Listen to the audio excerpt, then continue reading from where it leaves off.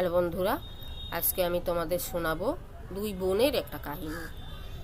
দুই বোন, এক বৃদ্ধ মায়ের দুই মেয়ে।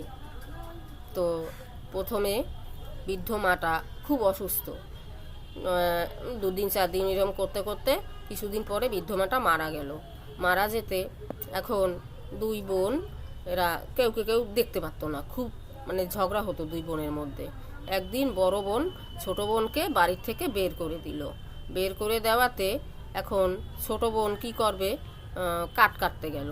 কাঠ কাটতে গিয়ে দেখে ওই এক বৃদ্ধ মহিলা সে বসে আছে একটা গাছের গোড়ায়। এখন বৃদ্ধ মহিলা বলছে যে মেয়ে আমাকে একটু উপকার করবে, তাহলে আমার একটু খুবই ভালো হয়, আমার ওই নদীর পাড়ে ঘর, আমাকে একটু নদীর পাড়ে দিয়ে আসবে। এখন ওই বৃদ্ধ মহিলাকে ওই বুড়ি ছোটো মেয়েটা দিয়ে এসছে।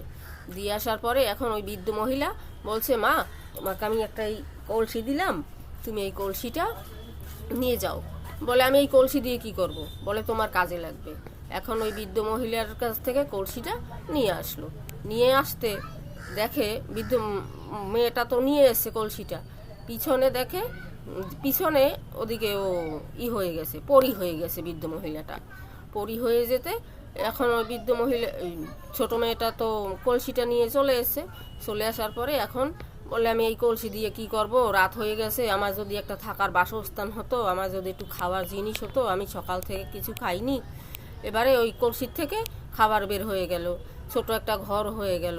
এখন ওই মেয়েটা দেখে আশ্চর্য হয়ে গেল, বলে কি আশ্চর্য ঘটনা, তাহলে দেখি তো। আবার এখন বলছে যে তাহলে আমি এই কলসিকে বলি দেখি তো। কলসিকে আবার বলছে আমার এই বাড়ি চাই না, আমার এই খাবার চাই না, আমাকে মিষ্টি দাও।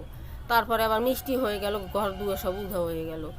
এই নি দেখেও বেশ খুব অবাক হয়ে গেল। অবাক হয়ে যেতে এখন বলে কি তাহলে কি বড় দিদিকে বলবো না কি করব? আবার বলে না, বলবো না। এর মধ্যে সবাই জানাজানি হয়ে গেছে। জানাজানি হতে ওর দিদিকে কে গিয়ে খবর দিয়েছে একজন। খবর দিতে এখন ওর দিদি চলে এসে, ওর দিদি গিয়ে আবার ওই বুড়ি মায়ের কাছে কলসি চেয়েছে। ও কলসি চাওয়ার পরে ওর দিদিকে আবার একটা কলসি দিল। সেই কলসিকে বলল যে আমি অনেক সোনাদানা চাই। এখন ওর কলসি থেকে প্রথমে একটা ধোঁয়া বেরোলো। ধোঁয়া বেরোবার পরে সে আবার কি করলো, আগুন বেরিয়ে গেল। আগুন বেরোতে এবারে সব ঘর দুয়ার পুড়ে ছাই হয়ে গেল।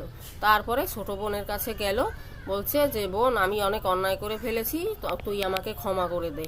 আর ওই ছোট বোনকে একদম ভালোবাসতো না, অনেক নির্যাতন করতো বড় দিদি। এখন ওরা দুই বোন মিলেমিশে আছে, বেশ সুখে আছে।